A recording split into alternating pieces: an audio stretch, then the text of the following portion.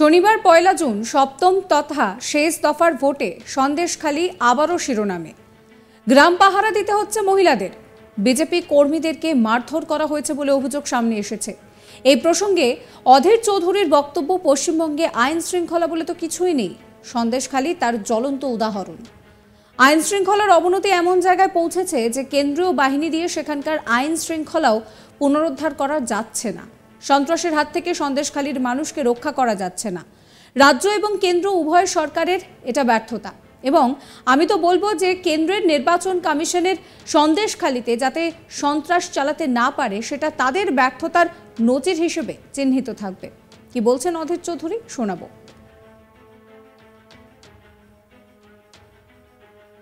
সপ্তম দফার ভোটে সন্দেশখালী আবার শিরোনামে। রাত থেকে গ্রাম পাহারা দিতে হতো, বিজেপি অভিযোগ করছে তাদের উপর মারধর করেছে, ভোটার মারধর করেছে, তৃণমূল অভিযোগ তাদের মারধর করেছে। পশ্চিমবঙ্গে আইন শৃঙ্খলা বলে কিছু নেই, সন্দেশখালী তার জ্বলন্ত উদাহরণ। আইন শৃঙ্খলার অবনতি এমনই জায়গায় পৌঁছেছে যে কেন্দ্রীয় বাহিনী মোতায়েন করেও সেখানকার আইন শৃঙ্খলাকে পুনরুদ্ধার করা যাচ্ছে না। সন্ত্রাসের হাত থেকে সন্দেশখালীর মানুষকে রক্ষা করা যাচ্ছে না। এটা রাজ্য এবং কেন্দ্র উভয় সরকারের এটা ব্যর্থতা। এবং আমি তো বলবো যে কেন্দ্রের নির্বাচন কমিশন যদি সন্দেশখালীতে সন্ত্রাস ঠেকাতে না পারে তাহলে সেটা তাদের ব্যর্থতার নজির হিসাবে চিহ্নিত থাকবে। তার মাঠ। শেষ দফার ভোটের দিন শনিবার ১ জুন কুলতলি, জয়নগর, ক্যানিং এই সমস্ত জায়গাতেও মাঝারি মাপের ঝামেলা হয়েছে। সেখানে মারামারি হয়েছে, বোম পড়েছে। সকালবেলায় সেখানে সেক্টর অফিসারের গাড়ি থেকে রিজার্ভ ইভিএম নিয়ে জলে ফেলে দেওয়া হয়েছে। এজেন্টদের মাথা ফেটেছে। সেই প্রসঙ্গে বলতে গিয়ে অধীরবাবু বলছেন যে তার মানেটা একটাই, তৃণমূল এই নির্বাচনে সরাসরি অংশগ্রহণ করতে ভয় পাচ্ছে। সন্ত্রাসের আশ্রয় নেওয়ার মানেটা কি? তৃণমূল বুঝতে পারছে যে সন্ত্রাস ছাড়া তার জেতা সম্ভব নয়। সেখানটাই কেন্দ্রীয় বাহিনী কেন আরো বেশি তৎপর হচ্ছে না সেই বিষয়ে ভাবার রয়েছে। কেন্দ্রীয় বাহিনীকে কি আরো তৎপর হতে কোথাও নিষেধ করা হয়েছে? এর নেপথ্যের কারণটা কি সেটাও জানার দরকার রয়েছে। বড় হলেও এই ধরনের কেন্দ্রীয় বাহিনী যদি ব্যর্থ হয় তাহলে তো প্রশ্ন উঠবেই। কেন্দ্রীয় বাহিনীর বিশ্বাসযোগ্যতা নিয়ে প্রশ্ন উঠবেই, কিন্তু পাশাপাশি নির্বাচন কমিশনের বিশ্বাসযোগ্যতা নিয়েও প্রশ্ন উঠবে। কারণ নির্বাচন কমিশন আমাদের কথা দিয়েছিল যে সন্ত্রাস মুক্ত ভোট করা হবে। শোনাবো আপনাদের কি বলছেন অধীর চৌধুরী। তার মাঠ একটাই যে তৃণমূল এই নির্বাচনে সরাসরি অংশগ্রহণ করতে ভয় পাচ্ছে। সন্ত্রাসের আশ্রয় নেওয়া মানেটা কি? তৃণমূল বুঝতে পারছে যে সন্ত্রাস ছাড়া তার জেতার সম্ভাবনা নেই। সেইখানটা কেন্দ্রীয় বাহিনী কেন আরো বেশি তৎপর হচ্ছে না সেটাও কিন্তু ভাবার বিষয়। কেন্দ্রীয় বাহিনীকে তৎপর হতে কি কোথাও থেকে নির্দেশ আসছে না কেন্দ্রীয় বাহিনী স্বইচ্ছায় তৎপর হচ্ছে না? এর পিছনে কারণটা কি এটাও জানার দরকার আছে। কখনো কখনো কেন্দ্রীয় বাহিনীর এই ধরনের যদি ব্যর্থতা হয় তাহলে প্রশ্ন তো উঠবেই। কেন্দ্রীয় বাহিনীর বিশ্বাসযোগ্যতা নিয়ে প্রশ্ন উঠবে, কিন্তু পাশাপাশি নির্বাচন কমিশনের বিশ্বাসযোগ্যতা নিয়ে প্রশ্ন উঠবে। কারণ নির্বাচন কমিশন আমাদেরকে কথা দিয়েছিল যে সন্ত্রাস মুক্ত ফ্রি অ্যান্ড ফেয়ার ইলেকশন হবে। অন্যদিকে রাহুল গান্ধী সম্প্রতি একটি ভিডিও পোস্ট করেছেন, জুড়েগা ভারত জিতেগা ইন্ডিয়া। সেই পোস্টে সমস্ত রাজনৈতিক দলের নেতৃত্বের ছবি রয়েছে, তৃণমূল দলের কোনো ছবি নেই। এই প্রসঙ্গে অধীর চৌধুরী তিনি জানান যে তৃণমূল তো ভারতের মধ্যে নেই, বাংলায় আছে, তাই তাদের ছবি নেই। তৃণমূল নিজেই তো বলে আমরা ভারতে নেই, বাংলায় আছি, তাদের ছবি কোথায় দেবে? কি বলছেন তিনি, শুনুন।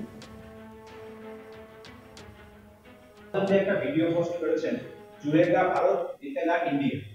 সেই জুড়েগা ভারত জিতেগা ইন্ডিয়া সেই পোস্টে সমস্ত রাজনৈতিক দলের নেতৃত্বের ছবি রয়েছে, এক্সেপ্ট তৃণমূলের কোনো নেতা বা নেতৃত্ব।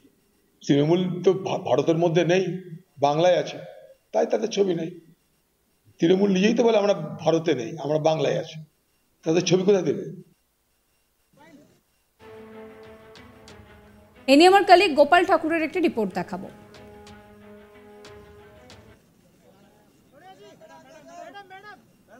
রাহুল গান্ধী একটি ভিডিও পোস্ট করেছেন, সেখানে রয়েছে জুড়েগা ভারত জিতেগা ইন্ডিয়া এবং দেশের সমস্ত রাজনৈতিক দলের নেতৃত্বের ছবি রয়েছে, কিন্তু তৃণমূল কংগ্রেসের কোনো নেতৃত্ব বা কোনো নেতার সেইখানে ছবি নেই। এ প্রসঙ্গে প্রদেশ কংগ্রেস সভাপতি অধীর রঞ্জন চৌধুরীকে প্রশ্ন করা হলে সেই প্রশ্নের উত্তরে তিনি বলেন যে তৃণমূল কংগ্রেস তো ভারতের মধ্যে নেই, বাংলায় আছে, তাই হয়তো তাদের ছবি নেই। আর তৃণমূল কংগ্রেস তো নিজেই বলে যে সে দেশে আছে কিন্তু বাংলায় নেই, তাই হয়তো তার ছবি দেওয়া হয়নি। এভাবেই তিনি এই কেন্দ্র নেতৃত্বের যে প্রসঙ্গ বা একটা ইন্ডি জোটের যে সর্বভারতীয় একটি ছবি যেখানে কংগ্রেস একটি মুখ্য দল, সেই জায়গা থেকে পোস্ট করা হয়েছে, অথচ তৃণমূল কংগ্রেসের কোনো অস্তিত্বের সেখানে কোনো উল্লেখ নেই, অথচ তৃণমূল নেতৃত্বের কোনো ছবি নেই। এই বিষয়টি নিয়ে রীতিমতো রাজনৈতিক মহলের একটি জল ঘোলা হয়েছে এবং নানান মন্তব্যের সাথে রাজনৈতিক মহল এই বিষয়টিকে দেখছেন। অন্যদিকে দেখা গেছে যে কেন্দ্র নেতৃত্বের সাথে রাজ্যের তৃণমূল কংগ্রেসকে নিয়ে একাধিক মতবিরোধ ছিল প্রদেশ কংগ্রেস সভাপতি অধীর রঞ্জন চৌধুরী এবং কেন্দ্রের যে কংগ্রেস নেতৃত্ব তাদেরও রাজ্যে প্রদেশ কংগ্রেস সভাপতিকে নিয়ে নানান বিতর্কের বাসা বেঁধেছিল।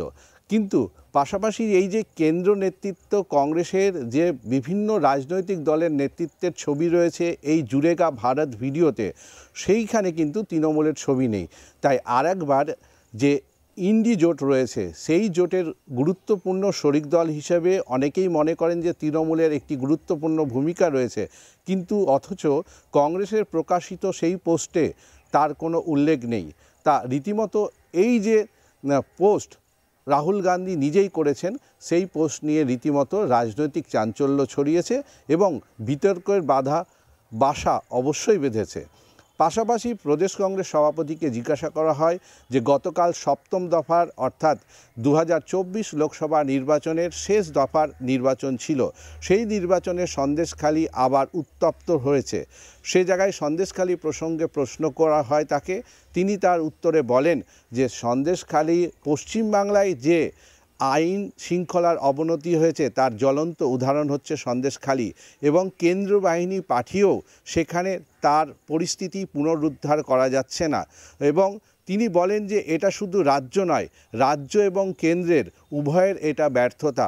পাশাপাশি নির্বাচন কমিশন যে দায়িত্ব বহন করেছিল এই নির্বাচনের ক্ষেত্রে সেখানেও প্রশ্ন উঠছে, কারণ নির্বাচন কমিশন এই সন্ত্রাসকে যদি নিয়ন্ত্রণ না করতে পারে সেই জায়গায় কিন্তু একটি সাবস্ক্রাইব করবেন আজ তাক বাংলার ইউটিউব চ্যানেলকে, ফলো করবেন হোয়াটসঅ্যাপ চ্যানেলও।